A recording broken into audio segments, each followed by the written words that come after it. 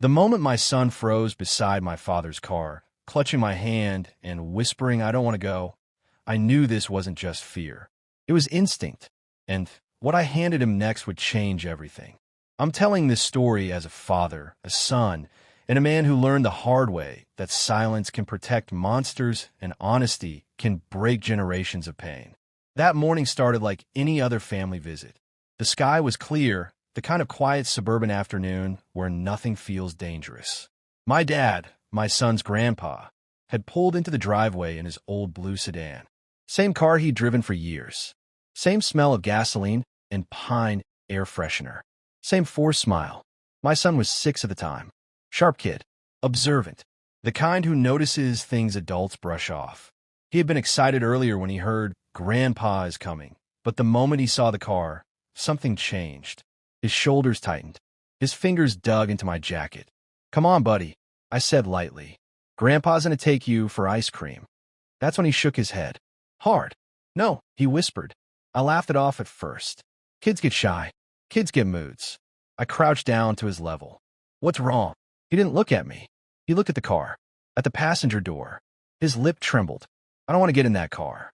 Behind us, my dad cleared his throat. "He's just being dramatic. Kids these days," he said, waving his hand. Something in my chest tightened. A memory brushed past my mind. Too fast to grab, but heavy enough to leave a mark. I asked again, softer, "Why don't you want to go?" My son leaned closer to me, his mouth near my ear. He said not to tell. That sentence hit me like a punch. I stood up slowly and put myself between my son and the car. My dad's smile faded just a bit. "What did you say?" I asked my son, keeping my voice calm.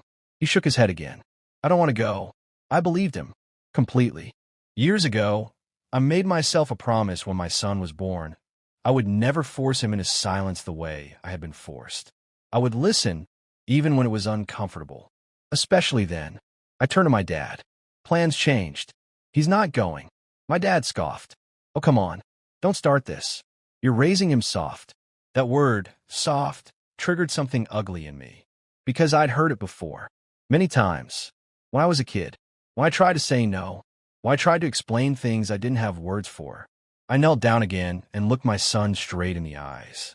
"You don't ever have to get in a car you don't feel safe in," I told him. "Ever." My dad's face hardened. "You're overreacting." "Maybe. But fear like that doesn't come from nowhere." That night, after my son was asleep, I sat beside his bed longer than usual. I watched his chest rise and fall. I thought about my childhood, about long drives, about rules that didn't make sense, about secrets that felt heavy but were never named. I remembered being told, family business stays in the family. I remembered being handed silence instead of protection. That's when I made a decision. The next day, I called my son into the living room.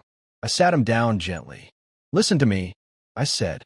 "If anyone ever makes you uncomfortable, anyone, you tell me. And if you can't talk, you can use this." I handed him something small, simple, something we practiced with together. A signal, a tool, a way to say I'm not okay without words. His eyes widened. "Really? Really?" I said. "And no one gets mad. Not me. Not ever." He nodded, holding on to it like it was a shield. Weeks passed. My dad didn't bring it up again, but the tension sat between us like a loaded gun. Family dinners were stiff. Conversations shallow. Then came my sister's birthday. Everyone was there. Cake, balloons, laughter that felt too loud. My dad offered again to take my son somewhere, just the two of them. My son looked at me, and then, calmly, he used what I'd given him. Right there, in front of everyone. The room went silent. My heart started pounding. I walked over immediately and put my hand on my son's shoulder.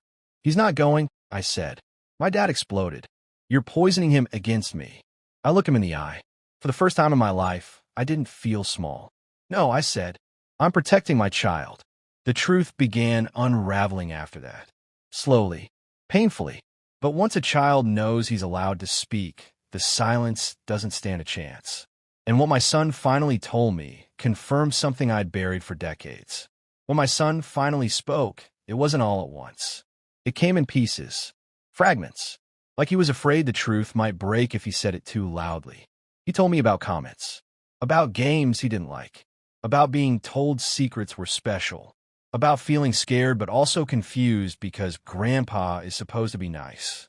Every word felt like reopening an old wound inside me, one I'd convinced myself had healed. I believed him, instantly, because his story matched mine. The memories I had locked away came flooding back. Long car rides where the radio was always too loud, hands lingering where they shouldn't, warnings disguised as jokes, and that same command, don't tell. I confronted my father that night. No audience, no family buffer, just the two of us. He denied everything, of course. They always do. Said I was imagining things. Said my son was lying. Said I was projecting my own issues. That word again. I told him he would never be alone with my child again. Ever. The fallout was brutal. Family members took sides. Some said I was brave. Others said I was destroying the family. My mother cried. My sister didn't know what to believe. But my son slept peacefully for the first time in weeks. That mattered more than anyone's comfort. I reported it. That wasn't easy. Reliving things I'd never spoken aloud felt like tearing open scars I didn't know how to tend. But I did it. For my son. For myself. For the kid I used to be. The investigation was slow. Painfully slow. But patterns don't lie. And neither do children who finally feel safe. My dad is no longer part of our lives. Some days, I grieve the father I wished I had. The grandfather my son deserved, but never truly had. Other days, I feel relief so strong it almost hurts. My son is older now. He remembers parts of it, but not all. And that's okay. What he remembers most is this. That when he said no, I listened. That when he was afraid, I stood in front of him. That he was believed. I still think about that moment in the driveway. About how close I came to brushing it off. To forcing a smile and handing my child over to keep the peace. I didn't. And that choice changed the course of our lives. If you're a parent reading this, listen to your kids. Even when it's inconvenient. Even when it shakes the ground beneath you. Especially then. And if you're someone who grew up being told to stay quiet, know this. It was never your fault. Silence protects the wrong people. Speaking up saves lives. If this story resonated with you, share it. Talk about it. Break the silence. And if you believe in protecting children and listening when they speak, support stories like this because awareness is the first step towards stopping the cycle.